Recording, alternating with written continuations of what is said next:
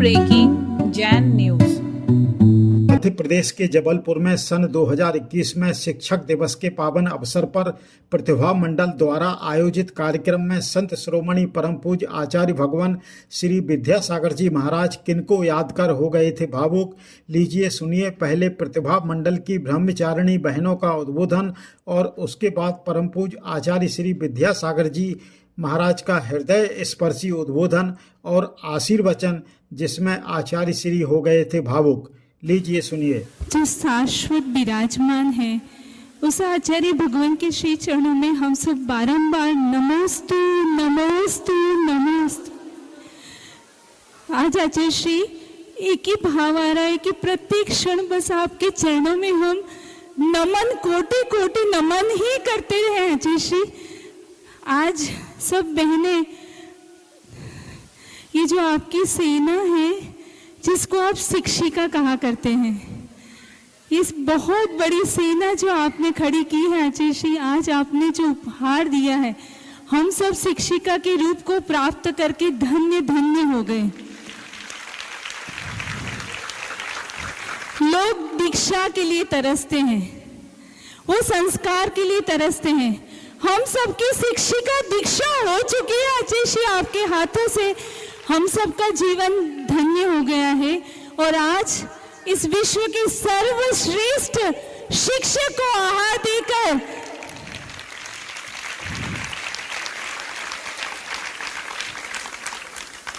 शिक्षा के जिन सूत्रों को हम सब कोई जानते नहीं थे, भिन्न भिन्न विश्वविद्यालय महाविद्यालय से लौकिक शिक्षा लेकर आए थे, शिक्षा का सही स्वरूप भी हमें अवगत नहीं था।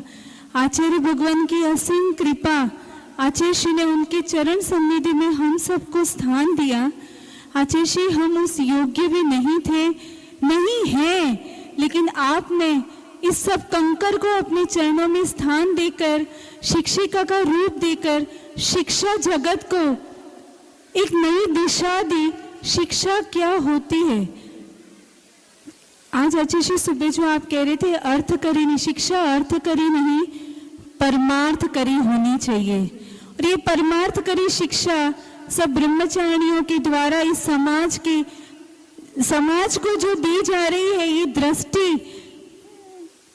शायद आज जगत में किसी के पास भी नहीं है। ये दृष्टि आचार्य श्री आपने इस जगत को दी और शिक्षा के नवीन स्वरूप को, प्राचीन स्वरूप जो प्राचीन शिक्षा थी, उस प्राचीन शिक्षा को आपने पुनर्जीवित किया। और उस प्राचीन शिक्षा को पुनर्जीवित करने में हम सबको निमित्त बनने का ये जो सौभाग्य मिला है आचार्य श्री, हम सभी लोग आपके चरणों में बार बार कृतकृत्य होकर नमन करते हैं। आपकी असीम कृपा की हम आपके चरणों में यही प्रार्थना करते हैं कि हम आपकी आज्ञा को उठाने के पात्र बन सके। कहते हैं कि शेरनी का दूध सोने के पात्र में ही ठहरता है, हम सब ठहरे मिट्टी के पात्र। हम आपके वचनों को कैसे ग्रहण कर पाएंगे, हम आपके वचनों पर कैसे चल पाएंगे, ये हम नहीं जानते, लेकिन आप हमारे भगवान हैं। हम आपके चरणों में प्रार्थना करते हैं कि हमारी ऐसी पात्रता बने, हम आप जो सोचते हैं वही सोचे, आप जो कहते हैं वही बोले और आप जो चाहते हैं वही करें। यही हम प्रभु के और आपके श्री चरणों में बारंबार बारंबार भावना करते हैं। नमोस्तु आचार्य श्री, नमोस्तु आचार्य श्री, नमोस्तु आचार्य श्री। प्रीति दीदी,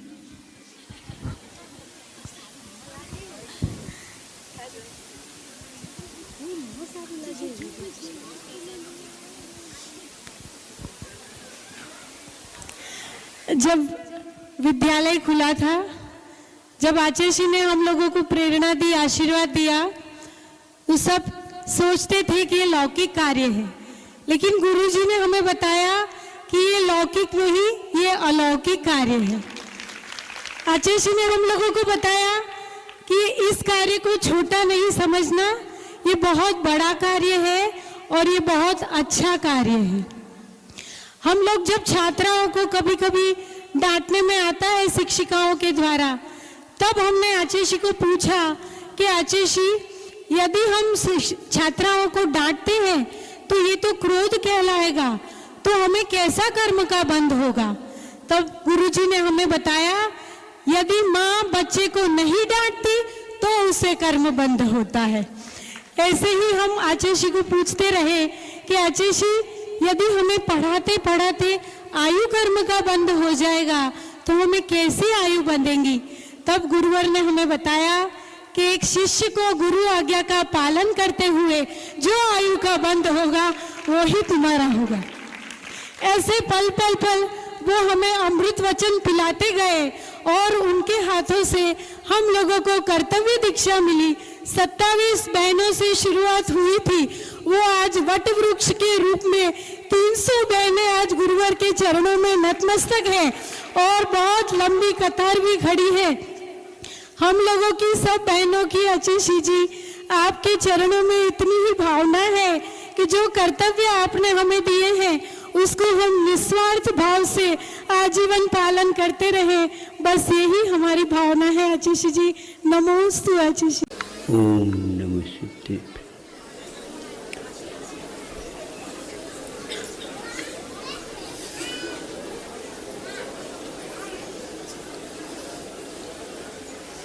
नौ महीने तक माँ अपने गर्भ में शिशु का केवल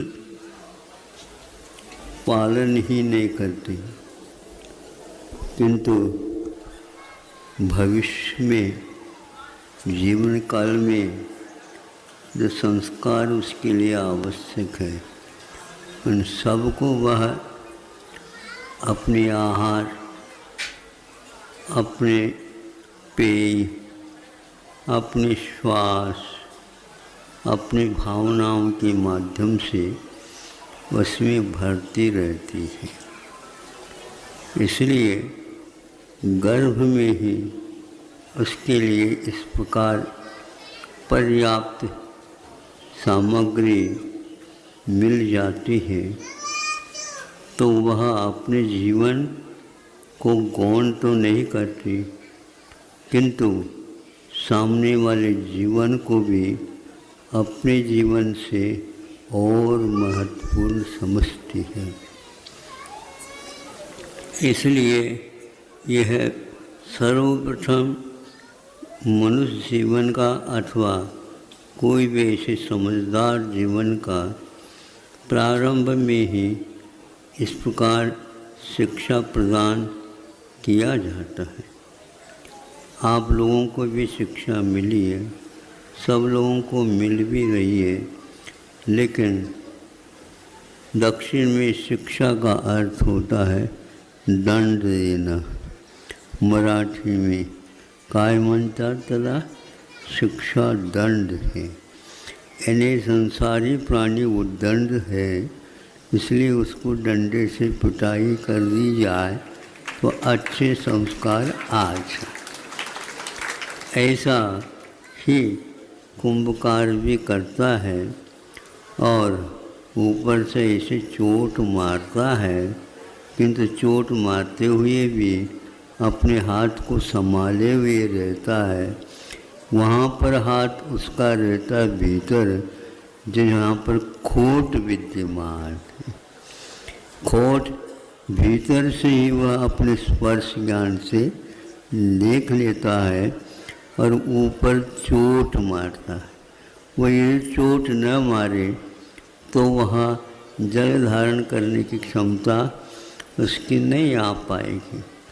ऐसा ही यह प्राथमिक जीवन सब संस्कारों के माध्यम से खोट निकल जाते हैं और उसके ऊपर भी यदि कोई व्यक्ति सोट देता है, सोट, तो भी वह अपने संगीत स्वरों में कहता है तुम कैसे भी परीक्षा कर लो, हमने तो अग्नि परीक्षा को भी, आग की नदी को भी पार करके आए। हमें अपने असंयम रूपी आग की नदी को पार करना है, इसलिए उस आग से नहीं डरना, किंतु राग से डरना। ऐसे संस्कार हम लोगों के ऊपर बड़ों के द्वारा दिए जाते हैं। यह हमारी पात्रता के ऊपर आधारित है। अभी आप लोगों के कदम धीरे धीरे उठ रहे हैं। प्रभु से प्रार्थना करो, हमें भागना नहीं है, क्योंकि जो जनता भाग नहीं पाती वो पीछे रह न जाए, इसलिए उसी की चाल में चाल बनाते हुए उनको भी साथ ले जाने का भाव हमेशा बने रहें। यानी साथ साथ होकर के बहुत कुछ काम किया जा सकता है। आज युग इससे ठीक विपरीत है। सारे देश इस ओर से हट कर के काम कर रहे हैं, किंतु भारत तो फिर भी संस्कारित है।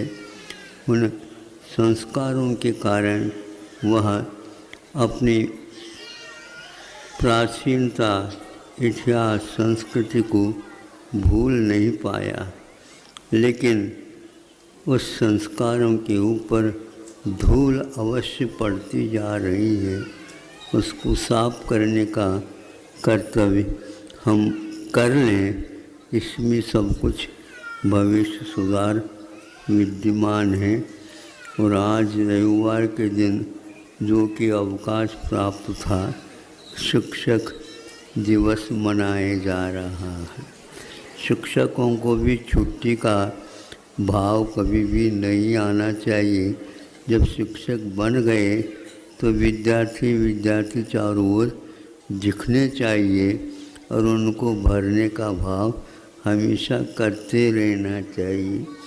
जितना कहूँ उतना कम है।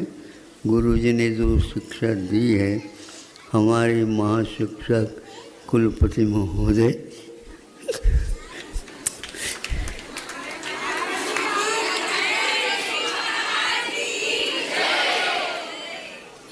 वृद्धावस्था में भी हम जैसे अनगढ़ को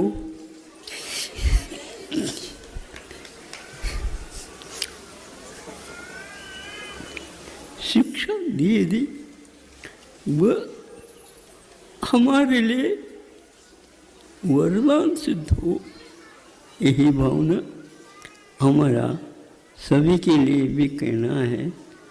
शिक्षकों को कभी भी भूले नहीं, किंतु अपने बुरी आदतों को उसके माध्यम से भूलने का प्रयास करें। यही एकमात्र शिक्षा का तात्पर्य है। गुरु जी ने यह कार्य हमेशा हमेशा अंतिम श्वास तक किया है। उन्होंने हमसे हमारी कोई सेवा स्वीकार नहीं की, किंतु उन क्षणों में भी हमारे मनोवचन काय की चेष्टाओं की ओर उनका ध्यान रहता था। उसी का परिणाम आज 50 वर्ष के उपरांत भी आज वह हमारे सामने है। ऐसे एहसास का अनुभव होता है।